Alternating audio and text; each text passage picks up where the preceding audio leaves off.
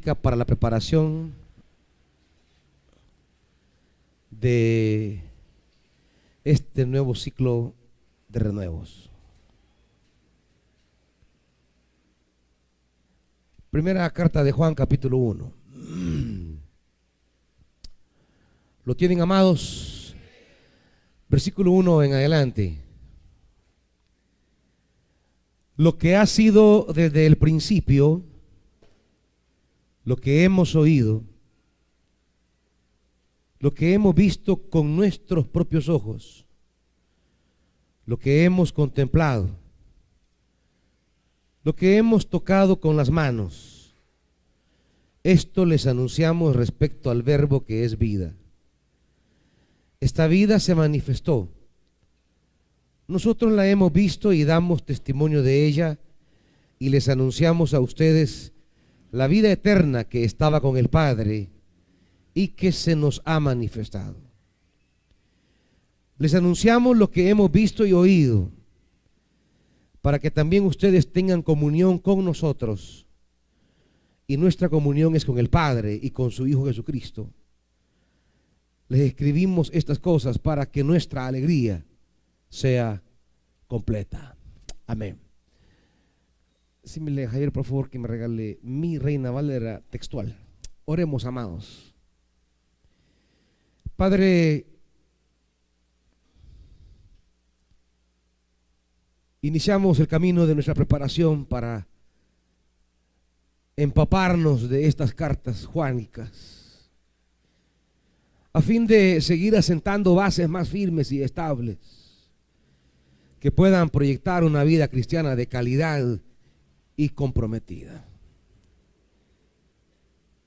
Pero necesitamos la asistencia siempre del amado Espíritu Santo, para que en nuestra pequeñez y fragilidad pueda asistirnos, para entender la palabra y para poder ser receptores de esa palabra, para dar fruto, para darle mayor consistencia al seguimiento de Jesús. Espíritu Santo, enséñanos y háblanos en el nombre de Jesús. Amén.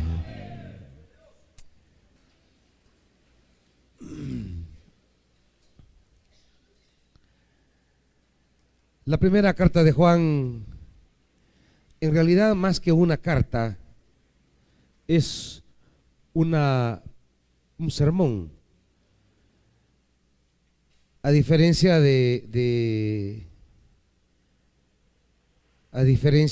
la segunda carta y la tercera carta, que tienen un remitente y tienen un destinatario bien definido. Por ejemplo, se dice que quien envía las cartas se llama el anciano, en la 2 y en la 3.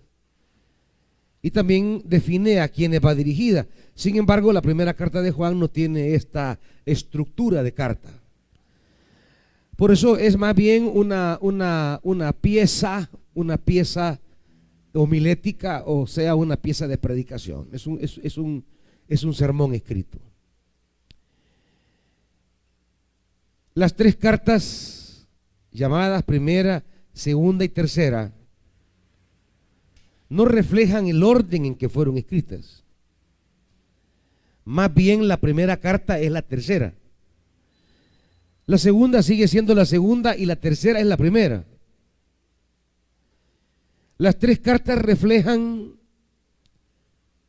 ciertas contradicciones en el seno de la comunidad que está ajustándose con mayor cercanía al mensaje de Jesús. Siempre una comunidad va a enfrentar contradicciones y eso no debe asustarnos.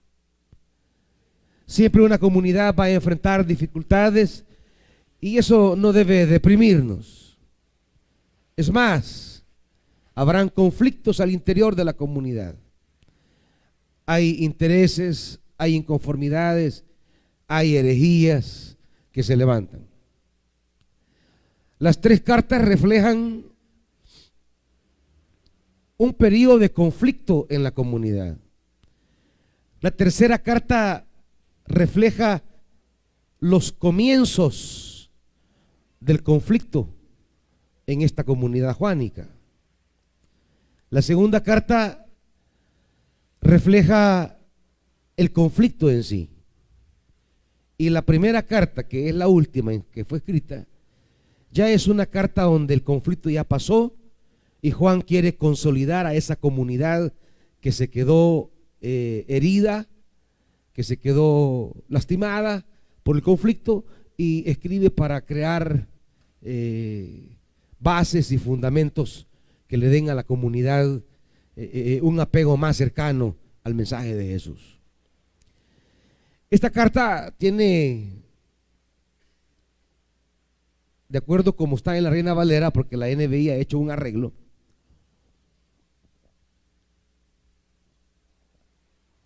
la carta tiene una introducción larga. Fíjese usted, voy a leer de la Reina Valera. Toda oración tiene inmediatamente un verbo que anuncia ya qué está haciendo o qué comunica el autor. Si usted lee el primer versículo, no lo va a encontrar. Lo que era desde un principio, lo que hemos oído, lo que hemos visto con nuestros ojos, lo que hemos contemplado y palparon nuestras manos acerca del verbo de la vida, todavía no se dice nada.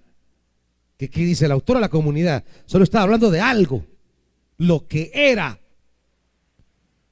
pero todavía no aterriza en decirle a la comunidad el verbo que relacione él como escritor y la comunidad. Y hace un paréntesis en todo el versículo 2, lo cual prolonga la oración sin todavía decir nada. Eso que viene hablando acerca del verbo de la vida, hace un paréntesis en el versículo 2 para ampliar un poco ese concepto que acaba de terminar en el versículo 1, el verbo de la vida. Porque la vida, sigue hablando de eso, porque la vida fue manifestada y la hemos visto y damos testimonio y os anunciamos la vida eterna, la cual estaba ante el Padre y nos fue manifestada. 3. Vuelve a iniciar con las ideas del versículo 1. Lo que hemos visto y oído, que es como comienza el versículo 1, hasta aquí introduce el verbo que conecta al escritor con la comunidad. Lo que hemos visto y oído, ¿qué dice? Se los anunciamos. Lo anunciamos a ustedes. Lo que hemos visto y oído, eso os anunciamos. Esa es la primera, diríamos, verdad que va a establecer el autor.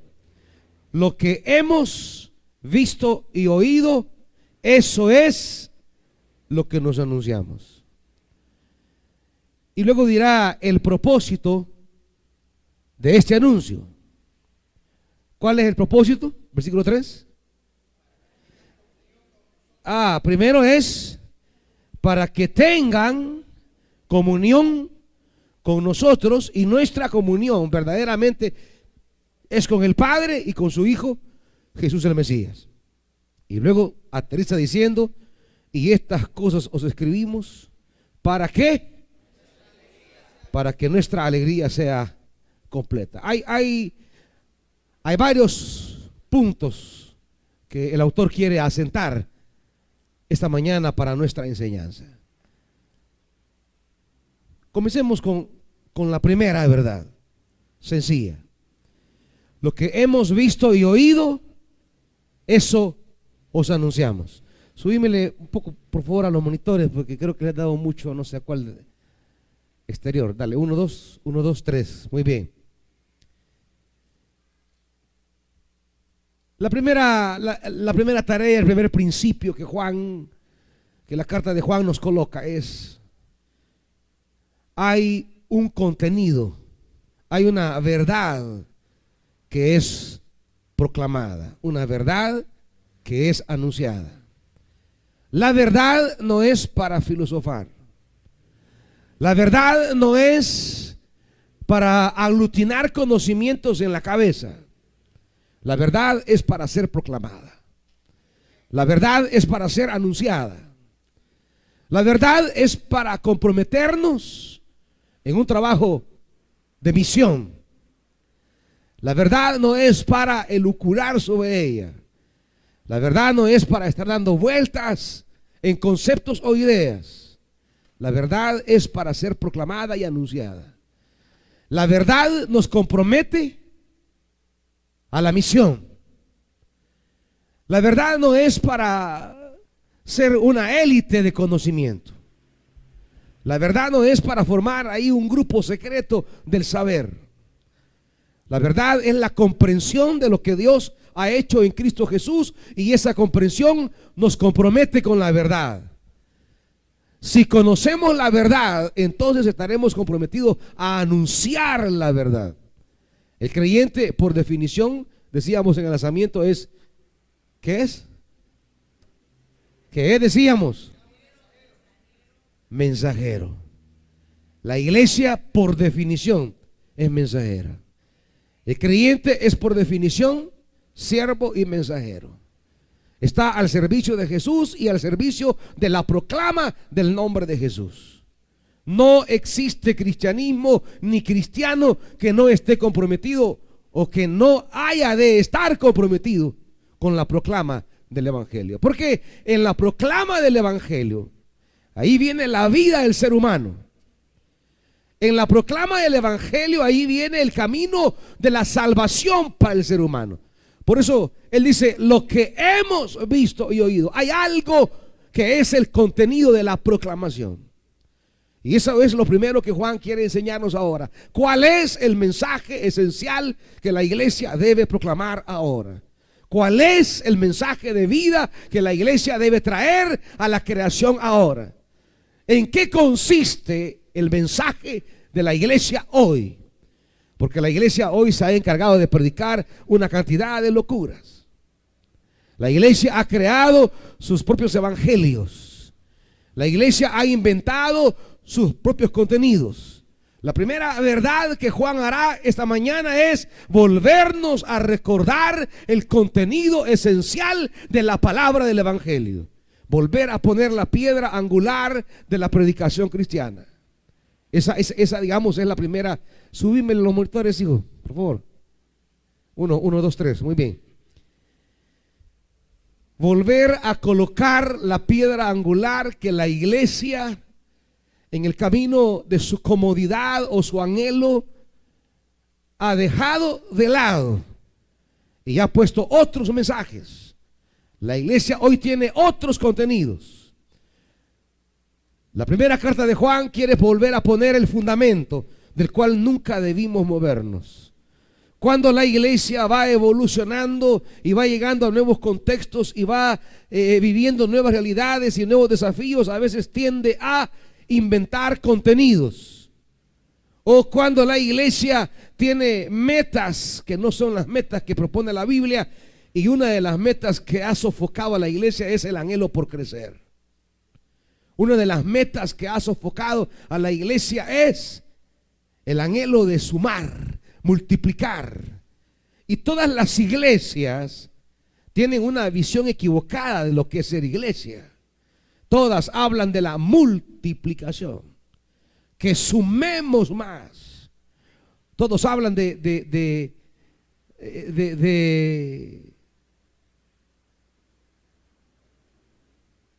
agregar. Es como la obsesión que tiene las iglesias hoy día. Y cuando nuestras metas están equivocadas, se pueden confundir nuestros contenidos. Porque si tengo cierto destino, cierto rumbo, y ese está equivocado, entonces el camino que tome puede también estar equivocado. Y cuando la iglesia se ha puesto como objetivo de su existencia el crecimiento cuantitativo, Cuando esa es la obsesión de la iglesia, crecer, crecer, crecer, crecer, crecer, crecer, los contenidos que coloque como contenido de la predicación se pueden ir distorsionando, poniendo ese contenido al servicio de una finalidad equivocada, que es crecer numéricamente. Jamás Jesús envió a la iglesia a crecer. Nunca Jesús le planteó a la iglesia que el crecimiento numérico era el aspecto motivacional de la iglesia. Jamás el crecimiento numérico fue, en la perspectiva de Jesús, el anhelo de él. Y por supuesto, una iglesia que quiere crecer tiene que tener un discurso agradable que invite a las personas a incorporarse. La iglesia que quiere crecer tiene que agradar a las personas para que éstas se sientan invitadas, se sientan animadas a incorporarse a la vida de la iglesia, a sentirse bien, a asistir, a llegar, a estar allí. Y entonces la iglesia comienza a desarrollar un discurso y una actividad orientada a procurar agradar a esas personas para atraerlas. Comienza ya no tanto a querer anunciar de verdad el evangelio a todo color, tal como está planteado, sino que comienza a hacer movimientos en su contenido o en sus estrategias a fin de canalizar que más personas se involucren en la vida de asistir a la iglesia. Y por eso tenemos hoy en El Salvador un 40%, en el dato más equilibrado, un 40% que se llama pueblo evangélico, iglesia evangélica. El 40% de personas de este país, ya estamos casi a poquito para decir 1 de cada 2 salvadoreños. Porque los evangélicos, ellos hablan del 45% y hay quienes hablan del 48%. La UCA dice el 40%. Y para que la UCA con su IUDOP investigue y diga son el 40%, eso es bastante. Pero la pregunta es, ¿ese 40% realmente tiene una claridad acerca del evangelio de Jesús? ¿Es realidad evangélico por su coherencia con el evangelio, o es evangélico porque va a una iglesia que se llama evangélica, pero que realmente no sea evangelio el que le han predicado, sino ideologías religiosas creadas por los evangélicos con el paso del tiempo? Y eso último es lo más probable. Eso último es lo más. Por eso usted ve que la gente ni la Biblia conoce, ni los evangelios lee, pero repite como perico los dogmas que les han enseñado.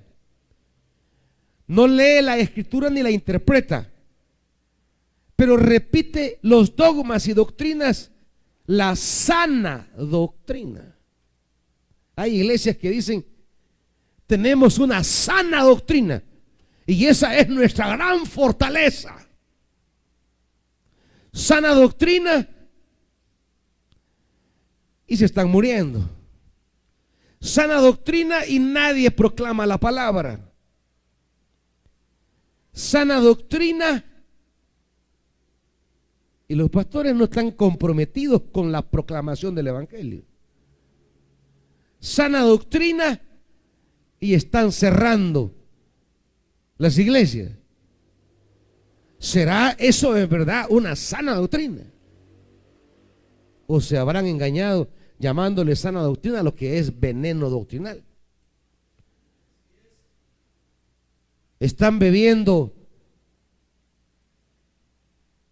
doctrinas que los paralizan, los castran, los secan, los matan, y le llaman buena doctrina, sana doctrina, y están orgullosos de eso.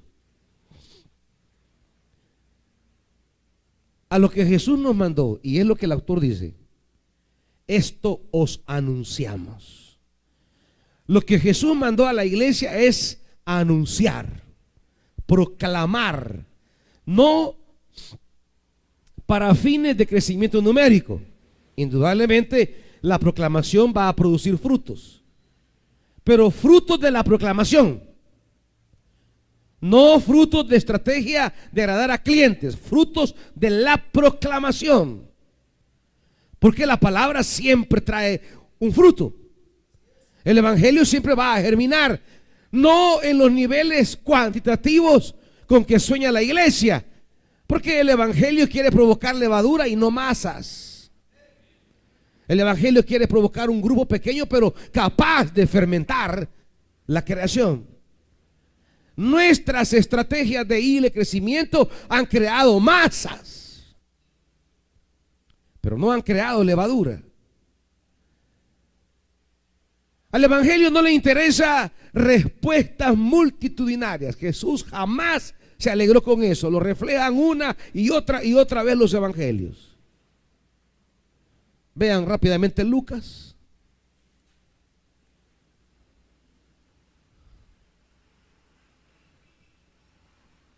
Capítulo 14.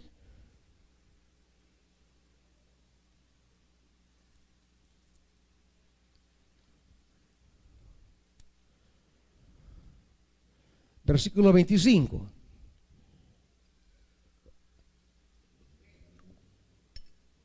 Caminaban con él grandes multitudes.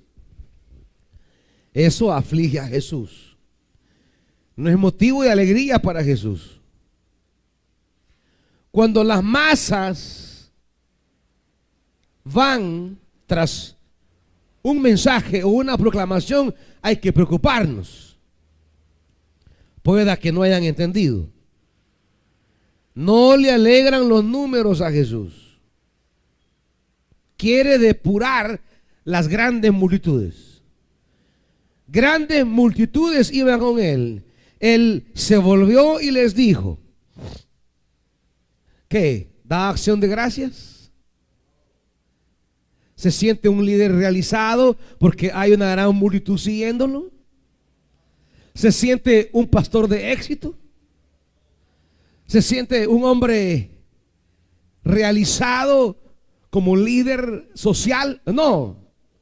Él viene y dice: si alguno viene a mí y no aborrece a su padre y a la madre y a la mujer y a los hijos y a los hermanos y a las hermanas y aún también a su vida, ¿qué dice? Él no quiere multitudes. ¿Él quiere? ¿Qué quiere? No quiere multitudes. Las multitudes pueden engancharse con algo fácil, sencillo, superficial. Un discurso barato, alegre, una entretención, luces, piñatas, payasos, cualquier cosa atrae multitudes. Multitudes se pueden convocar eventualmente. Discípulos no. Es un proceso. Discípulo es un camino. Discípulo es una identificación. Discípulo es asumir una tarea. Juan dice: lo que hemos visto, oído, palpado. Y eso es la persona de Jesús. Por eso me remito a los evangelios. No hay otro contenido que predicar sino el Jesús de los evangelios. La iglesia no está llamada a hablar de predestinaciones. La iglesia no está llamada a hablar de la gran tribulación. La iglesia no está llamada a hablar de ningún arrebatamiento. La iglesia es llamada a hablar de Jesús de Nazaret. El tema esencial, lo que hemos visto y oído, eso os anunciamos. El tema esencial es Jesús de Nazaret, el Jesús de los evangelios. Volver a poner a Jesús como piedra angular de la proclama de la iglesia. La iglesia no es llamada a anunciar ni el luteranismo ni el calvinismo. No es llamada a anunciar ni el pentecostalismo, ni el metodismo. La iglesia no es llamada a anunciar ni los principios bautistas. La iglesia no es llamada a anunciar los 7 sacramentos. La iglesia ha ido elaborando su propio evangelio, sus propios discursos, y las iglesias reclutan prosélitos para introducirlos a un confesionalismo denominacional. La iglesia no convoca a seguidores de Jesús. La iglesia recluta prosélitos que aumenten las estadísticas de afiliación religiosa de su denominación. Tenemos bautistas, metodistas, centroamericanos, luteranos, anglicanos, pentecostales, asambleas de Dios, príncipe de paz, iglesia de Dios. Tenemos de todo, pero tenemos discípulos de Jesús. Tenemos gente que va en pos de Jesús. Tenemos gente que sigue esto que Juan dice: lo que hemos visto, lo que hemos oído, lo que hemos palpado, tocante al verbo de la vida, tocante a Jesús. ¿Es realmente eso lo que anunciamos ahora? ¿Es eso lo que él anunciaba? Y ahí hay como una continuidad. Lo que estaba en el Padre, que es el verbo de la vida, eso es lo que se nos reveló a nosotros. El Padre se revela hacia el Hijo se revela a ellos como testigos de que vieron, oyeron y tocaron. Y estos que se va a llamar nosotros, el autor, que vieron, tocaron, oyeron a Jesús, ahora nosotros, dice, se los anunciamos a vosotros. Y estos vosotros se los anunciarán a otros. Y ahí debe haber una cadena interminable del cual Jesús es el contenido del evangelio. El problema es que a medida la iglesia creció, se olvidó de Jesús. El evangelio se volvió cristianismo, se hizo religión. La religión creó ritos, dogmas, estructuras, y nos olvidamos del evangelio. El evangelio quedó sepultado, escondido allí debajo de siglos de dogmas, siglos de ritos, siglos de tradiciones, siglos de esa llamada sana doctrina. La iglesia comenzó a edificar toda una religión que hoy se conoce como cristianismo. Pero hemos de recordar que Jesús no vino a fundar ninguna religión. Hemos de recordar que Él no vino a fundar ninguna denominación. Él vino a hablar del evangelio, del reino de Dios como signo de vida y de esperanza para el ser humano. Él vino a hablar de un mensaje de vida. Por eso dice, tocante a la vida, la vida. El propósito de Dios en la persona de Jesús no es la religión, es la vida humana. El punto esencial en el que Dios quiere obrar no es en megas estructuras eclesiásticas, sino en la vida humana. Esa vida humana que hoy por hoy se está destruyendo, deteriorando, deshumanizando, pisoteando, volviendo indigna la vida humana. La vida humana, la vida de los seres humanos. Esa es la esencia del evangelio. Dios envía a Jesús para que la existencia humana sea llena de la vida de Dios, no de religiones. Que la vida refleje la gloria, que las personas experimenten la plenitud de Dios, que los seres humanos sean llenos de Dios y lleguen a experimentar la alegría auténtica que ya hablará el pasaje. la alegría definitiva, no la alegría barata que el sistema propone. El mundo es un sistema que propone ideas de felicidad materialistas, superficiales, efímeras y baratas. Baratas porque se pueden comprar con dinero que agoniza a la gente por adquirirlo para comprar una falsa felicidad. Jesús va a proponernos una alegría que no está basada en las ideas baratas del mundo. No, la alegría que baja de Dios y de verdad nos da plenitud. Por eso dirá más adelante, ya lo vamos a ver: os escribo para que nuestro gozo sea completo, para que nuestra alegría sea completa. Volviendo al pasaje de Lucas, Jesús no está interesado en aglomerar multitudes, en sumar números. Él está interesado en provocar, crear, formar una comunidad que tenga prioridades. Por eso dice el versículo 26: si alguno viene a mí y no aborrece.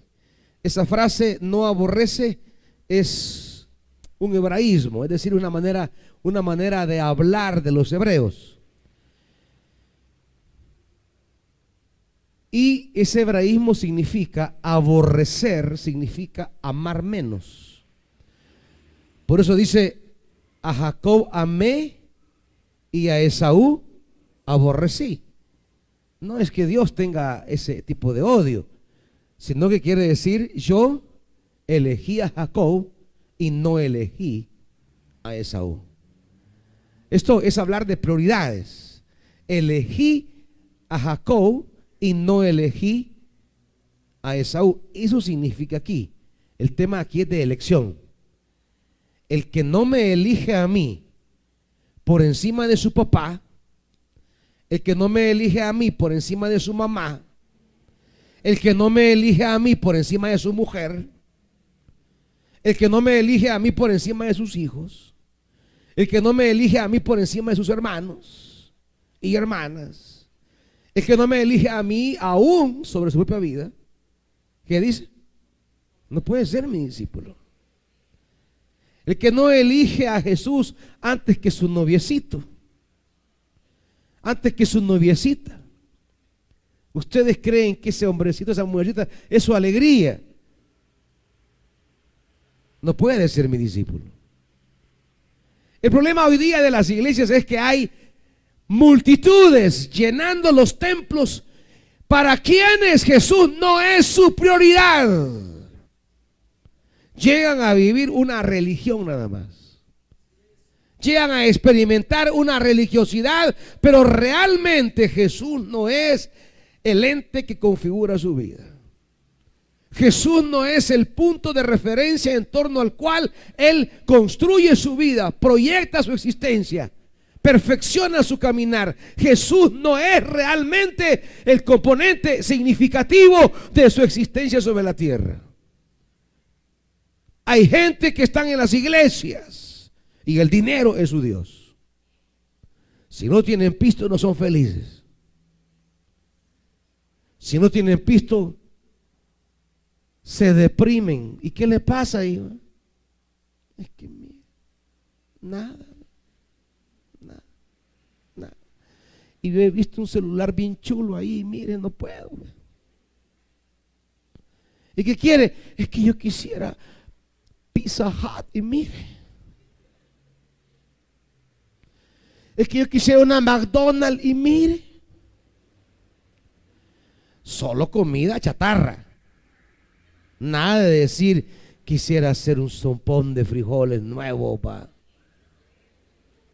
cosa más rica.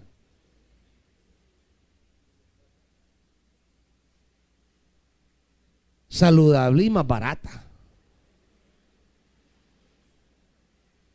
Y el mundo nos introyecta una serie de valores equivocados. Realiza tu vida, compra el nuevo celular. Y la gente cree que al tener celular Ya la hizo. Hoy sí ya soy feliz, lo que tanto deseé. Una alegría pasajera que no dura nada. Porque el celular, media vez lo agarre, ya el siguiente día ya pasó. En 3 meses ya será obsoleto. Ya vienen nuevas generaciones y otra vez le despierta la agonía de tener el nuevo. Y el nuevo.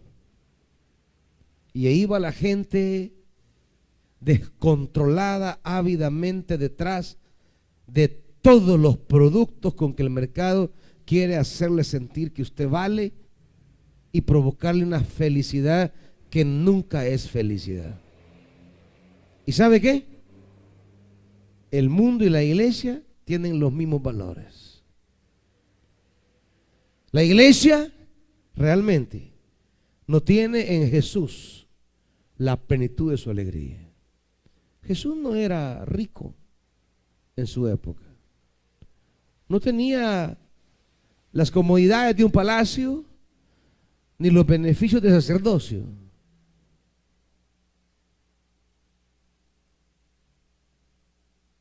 Dirá en otro pasaje, en el capítulo 9, ya lo vamos a ver, cuando alguien de manera efusiva llega y quiere seguirle, dice Jesús, pensalo bien, mire, capítulo 9, vayamos al 9 de un solo.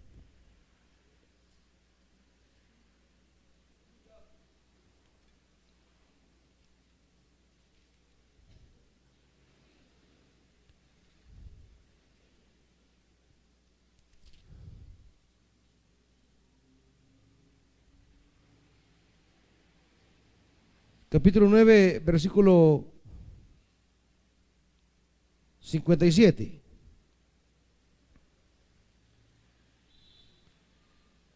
Mientras iban por el camino, alguien le dijo, Jesús, ¿qué le dijo? Te seguiré a donde quiera que vayas. Cualquiera se sentiría feliz que estaba caminando. Pastor, yo quiero congregarme con usted. Pastor, yo quiero seguirle, quiero ser parte de su iglesia. Cualquiera dijera, hermanos, estamos creciendo, gloria a Dios, alabado el Señor. Y trataríamos de hacerle fácil el camino a la gente. Que este es el gran pecado de la iglesia hoy día. Ha puesto en oferta el evangelio. Ha puesto en rebaja el evangelio. La salvación la ha ofertado, creyendo que por ser de gracia no vale nada. Y se ha puesto en rebaja el seguimiento de Jesús. Jesús no le va a facilitar a nadie.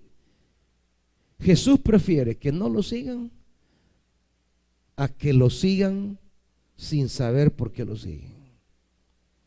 Jesús prefiere una manada pequeña, como dijo él, pero de gente que entiende lo que significa seguirle, a no tener multitudes que no saben realmente ni para dónde van.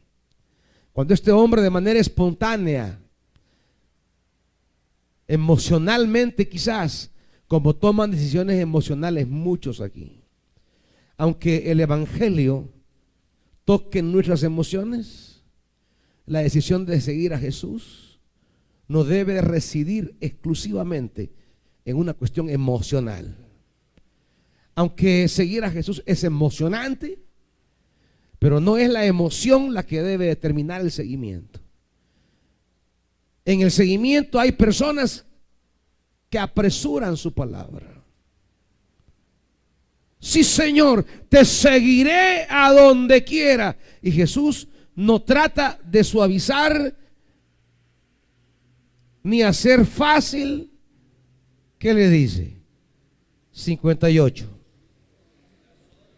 Las zorras tienen guaridas y las aves del cielo nidos, pero el Hijo del Hombre no tiene dónde recostar la cabeza. Le dice, te seguiré a donde vayas, a donde quiera que vayas. Y Jesús le deja muy en claro que su ministerio itinerante no tiene donde recostar la cabeza, no tiene ni un nido, ni tiene ni una cueva, ni siquiera está como Jacob. Por lo menos Jacob tenía una roca sobre la que recostó la cabeza. Aquí ni siquiera una roca para dormir se tiene. El emocionalismo no es respuesta para Jesús. Gente emotiva, sí Señor, yo seré cristiano, yo voy a predicar. No, Jesús no suaviza ni facilita. Jesús le plantea la rigurosidad del sacrificio que significa seguir a Jesús. ¿Por qué siguen estas multitudes hoy a Jesús? ¿Por qué siguen las multitudes en las iglesias evangélicas a Jesús? Yo creo que se les ha rebajado el evangelio. Hay iglesias y la gente está ahí bien comodita, bien fácil. Y hay pastores que con tal que estén ahí no les plantean el sacrificio que significa seguir a Jesús. Hay una conspiración contra el evangelio entre la congregación y el pastor. La congregación quiere llegar, simplemente asistir, sentarse, escuchar, que le agrade en el oído,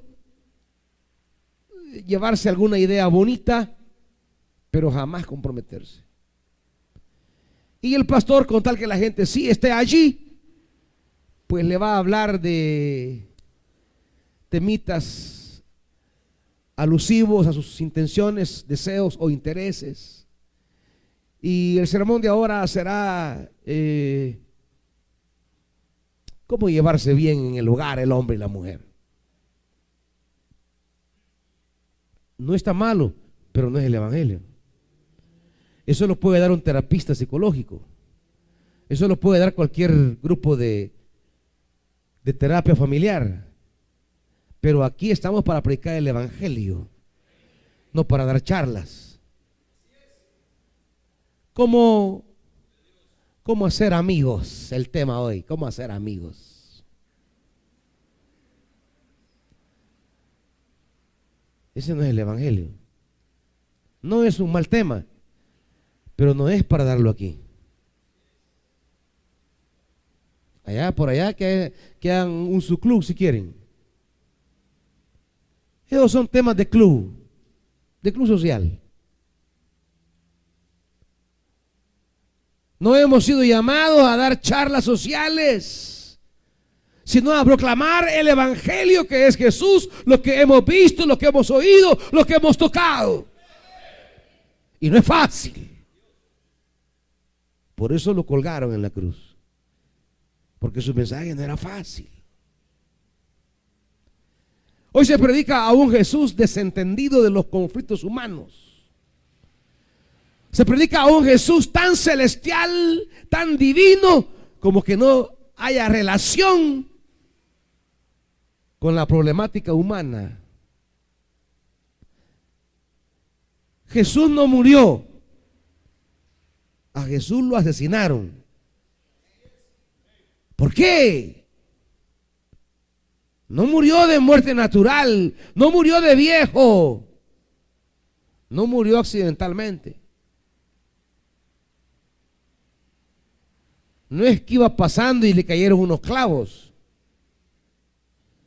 o se paró en una madera con clavos. No, no lo confundieron y lo pusieron a llevar la cruz. No. Su muerte es el fruto de su mensaje. Su muerte es el resultado de proponer al ser humano la manera como Dios quiere las cosas, no como la religión lo quiere. La muerte de Jesús fue a consecuencia que Él les habló de lo que el Padre quiere, lo que el Padre quiere para la vida humana. Y eso era tan radical ante un sistema político que explotaba a las naciones, el Imperio Romano, y ante un sistema religioso que tenía cegada a la gente con tradiciones y boberas dogmáticas. Resultaba problemático el mensaje de Jesús. Resultaba hiriente. Y la manera que tiene el sistema de resolver las cosas es matando el estorbo, apartándolo. Los más piadosos evangélicos no dudarían en matar a un hereje hoy día. Los santulones, los pastores santulones no dudarían en dar su ok para matar a un hereje hoy día. Los defensores de la sana doctrina con normalidad y alegría mirarían que alguien que les estorba se muera.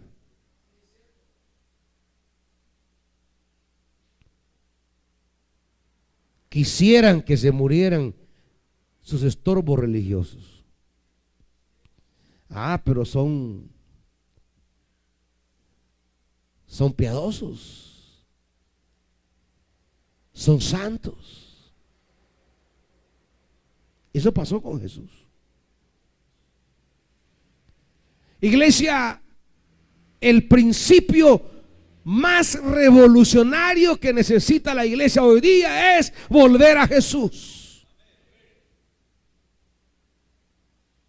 Ya vienen y están cerca, dentro de un año se va a celebrar 500 años de reforma. 500 años desde que Martín Lutero y Calvino iniciaron esto que se llama protestantismo, y de que ahí salieron todas esas evangélicas, todas las iglesias no católicas de Occidente. Y ya van a comenzar muchos a decir: volvamos a la reforma, volvamos a la reforma. No, aquí no es de volver a la reforma. Aquí es de reformar una iglesia que es más romana que evangélica. La iglesia evangélica de hoy es como la iglesia de Roma en el siglo XVI. Y para reformarla no hay que volver a Calvino. Para reformarla no hay que volver a Lutero. Para reformarla no hay que volver a ningún reformador. Para reformarla hay que volver a Jesús de Nazaret. Él es el que reforma a la iglesia. Hay que volver a Jesús. Ese es el giro más revolucionario para la iglesia hoy. Volver a Jesús. No es volver a ningún dogma ni a ninguna doctrina. Es volver a los evangelios y descubrir a ese Jesús que no hizo de la religión un negocio. A ese Jesús que no despreció al que era considerado más vil. Si la iglesia evangélica hoy día se parece más al fariseísmo del siglo I que a Jesús de Nazaret. Hemos creado hasta castas de santidad. Porque eso es de la iglesia, crear niveles de santos. Como en el tiempo de Jesús. Y los santos ven a una persona que no encaja en su santidad y ush.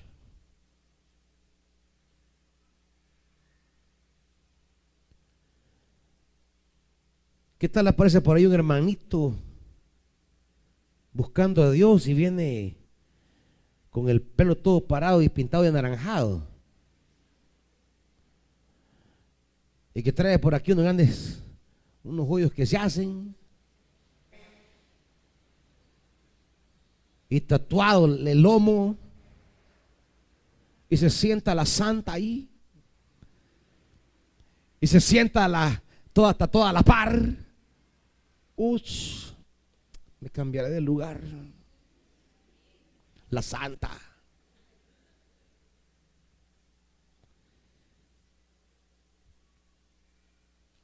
La iglesia ha olvidado el evangelio. El evangelio de tocar a un leproso. El evangelio de no discriminar a nadie.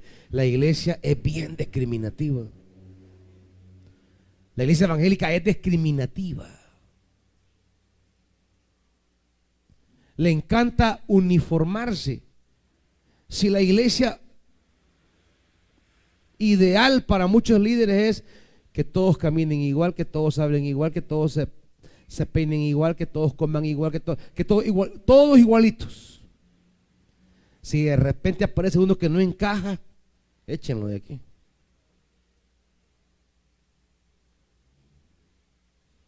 ¿Y con qué marginalidad se ve a una persona, por ejemplo, que llegue a sentarse a la par suya bien tatuada? Usted agarra llave, porque su santidad evangélica le ha enseñado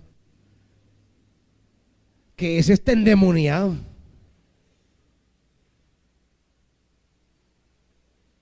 Que es el diablo que anda ahí marcado. Claro, muchos de ustedes no tienen tatuajes visibles, pero tienen unos tatuajes de odio en el corazón. Tienen tatuados rencores. Tienen tatuados envidias. Tienen tatuado chambrerío. Y eso quizás va a hacer más daño que ande alguien ahí, la cara de un león ahí. Pero claro, la iglesia crea un sistema de santos y de pecadores y nos lo mete en la cabeza. Nos ha indoctrinado a creer que la santidad tiene que ver con ciertos rasgos, gestos, posiciones, costumbres, peinados, caminados, ropas. Y cuando alguien no encaja en ese sistema religioso, para nosotros es un pervertido mundano, pervertida mundana.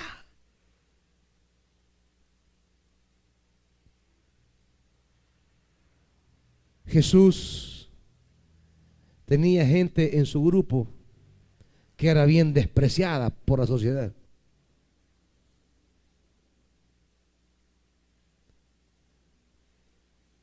Jesús tenía gente que caminaba con él,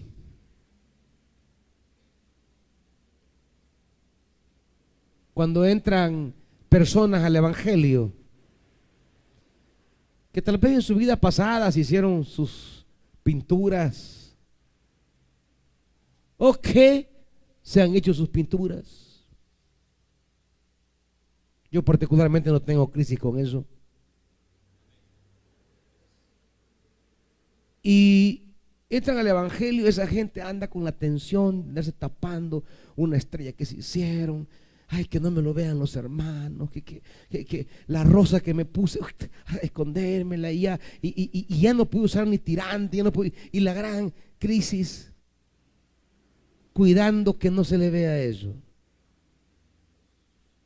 Ese no debe ser su problema, hermanito. Su problema debe ser crecer en Cristo, seguir a Cristo, amar a Cristo, predicar a Cristo. Si lo que se hizo se le ve o no se le ve, eso no va a ser su agonía. Si se hizo en la vida pasada eso, déjelo. ¿Y qué va a hacer, pues? ¿Así lo aceptó Dios, sí o no? ¿Así lo perdonó Dios, sí o no? ¿Así lo lavó de Cristo, sí o no? Entonces, si así el Espíritu habitó en usted, ¿por qué no va a ser nuestro hermano? Que a usted no le gusten esas cosas de manera personal, ese es su gusto, pero no confunda su gusto con el evangelio. Que no le gusta y le cae mal pensar en eso, está bien, pero es su gusto. Pero de eso a que a usted no le guste eso, a creer que el evangelio es eso, no me confunde el evangelio. que miren, el sistema religioso nos ha hecho mucho daño en la mente. Nos ha presentado una escala de valores bien rara. Una escala de valores que no es la escala de valores de Dios. Por eso, al volver a Jesús, aprendemos de nuevo la escala de valores de Dios. Porque dice Juan, vamos a Juan capítulo 1.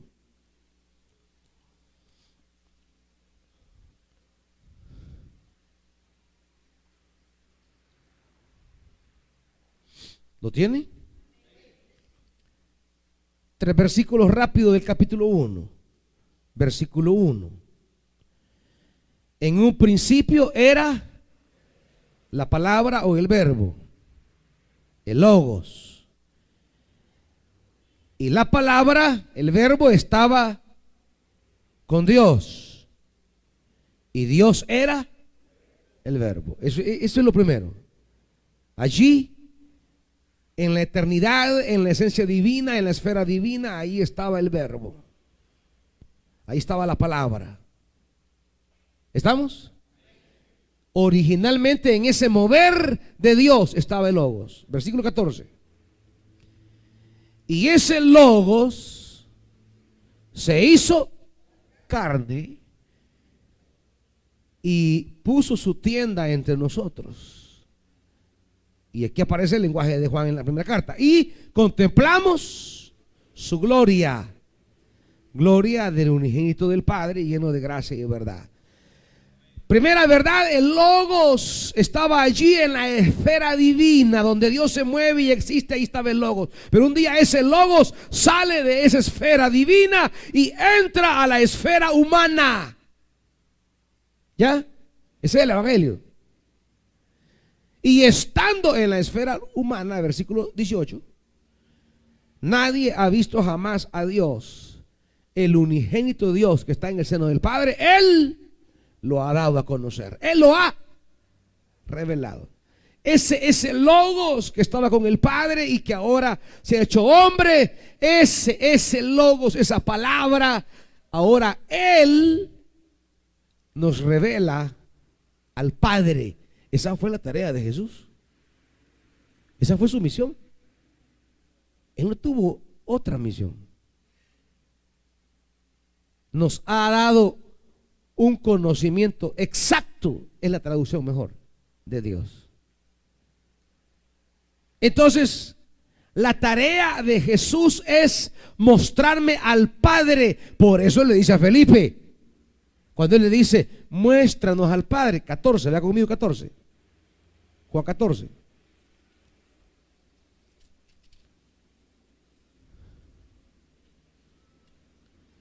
Versículo 8. Le dice Felipe, Señor, muéstranos al Padre y nos basta. Con eso nos basta. Pero es que la gente quiere ver al Padre así en una nube gloriosa que sube, baja, retumba, que llega a la montaña y que todo, el Padre, el Padre, el Padre. Todos queremos ver a Dios, pero en una esencia divina desvinculada de los conflictos humanos. Porque así queremos una religión tan etérea, tan de las nubes, que no nos haga mejores personas, que no nos confronte con sistemas de muerte. Todos queremos un Dios tan celestial, una religión tan celestial, que no tenga nada que ver con este mundo malvado, pervertido, y ojalá se queme, se derrita, se muera. Pero ¿saben qué? Dios envió a su Hijo para redimir este mundo malvado. Entonces, no es escapando del mundo como entendemos al Padre, es metiéndonos como Jesús al mundo, trabajando y dando la vida, proclamando al Padre como el mundo tiene esperanza. La iglesia hoy día le encanta de que sí, vámonos, No, no, nada que vámonos. Muéstranos al Padre. Y Jesús le dice, ay, Felipito, le dice, tanto tiempo he estado con vosotros y no me has conocido, Felipe. ¿Y qué dice Jesús? El que me ha visto al Padre. ¿Por qué vamos a cambiar a Jesús por tradiciones religiosas decadentes y muertas? Ninguna religión ha visto a Dios. Jesús vio a Dios. Verlo a Él es ver al Padre. No es ver a Lutero. No es ver a Calvino. Ellos hicieron lo que hicieron en su momento porque volvieron a Jesús. Ellos hicieron lo que hicieron porque retornaron a aquel que les reveló al Padre y se dieron cuenta que Jesús y su mensaje, sus obras no tenían nada que ver con la iglesia decadente de su época. Ellos dijeron, Jesús no era como es la iglesia hoy. Jesús no era como es el Papa hoy. Jesús no era como son los sacerdotes hoy. Él mismo era sacerdote. Jesús no predicó lo que predicó la iglesia hoy. Y cuando Él encuentra un abismo entre Jesús, el que nos revela al Padre, y la iglesia de su época, se encuentra que esta iglesia está en flagrante contradicción con Jesús. Y dice, señores, volvamos a Jesús. Y ahí empieza su reforma.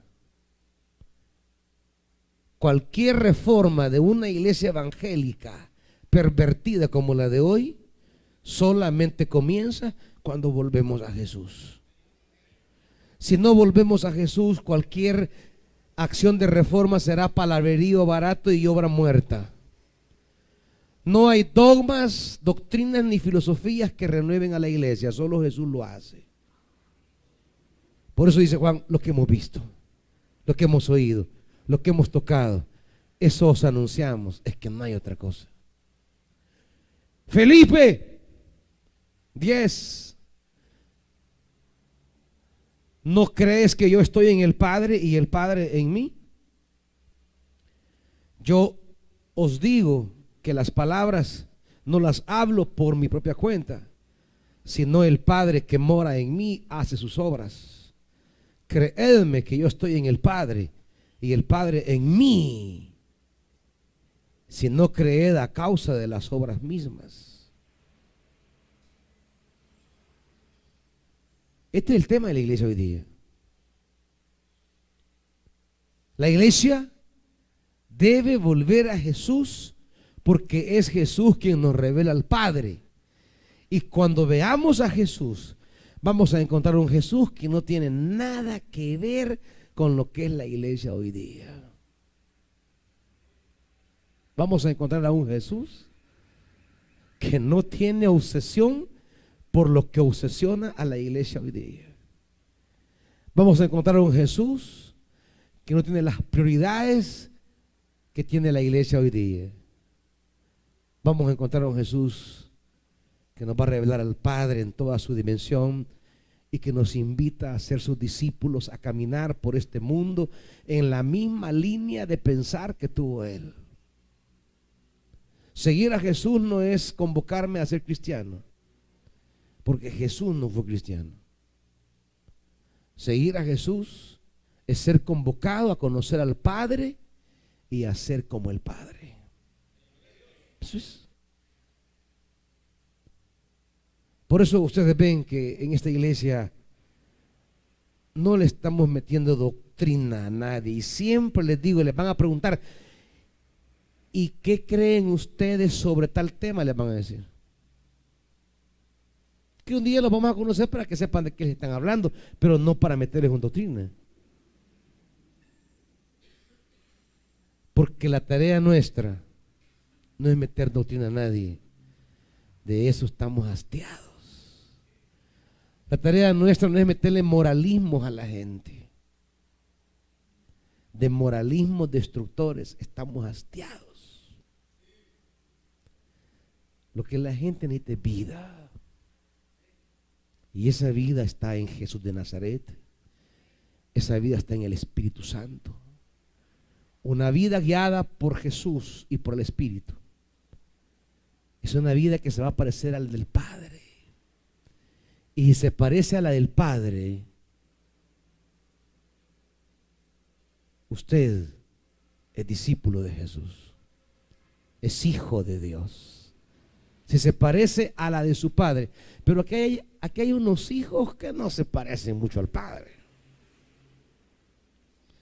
Aquí hay unas hijas que cualquiera que la ve le dice como los niños, va, mire, pero no se parecen nada a usted. Así como diciéndole, a saber si es suyo, va, porque la gente ya va con alevosía, premeditación y ventaja. Usted bien feliz, mire mi hijo, y te contenta.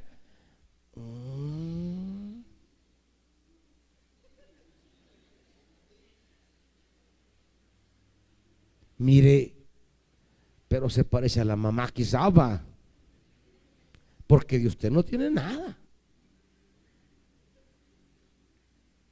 Como diciéndole, mire, aquí se lo engancharon. ¿Verdad? Porque se espera que haya un parecido. A veces quizás así le dicen a Dios. No, es tu hijo, no se parece en nada. Parece más hijo del diablo. Esa que es tu hija, no, hombre. Ey, tú eres perdonador. Asesinaron a tu hijo y tú lo perdonas, como que nada. Y ese que dice que es tu hijo, ay Dios, tiene sembrado el rencor de no perdonar jamás. No se parecen.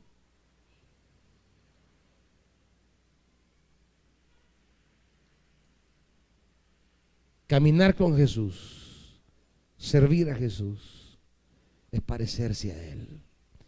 El Evangelio es una convocatoria de Dios a nuestra vida para seguir a Jesús, o sea, parecerse a Jesús.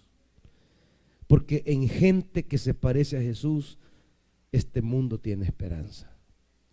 En gente que se parece a Jesús, encontraron esperanza los leprosos, las prostitutas, los publicanos, los marginados, los enfermos, los paralíticos. Y esa gente tuvo esperanza, tuvo vida. A esa gente se le cambió la existencia. Seguir a Jesús es hacer eso.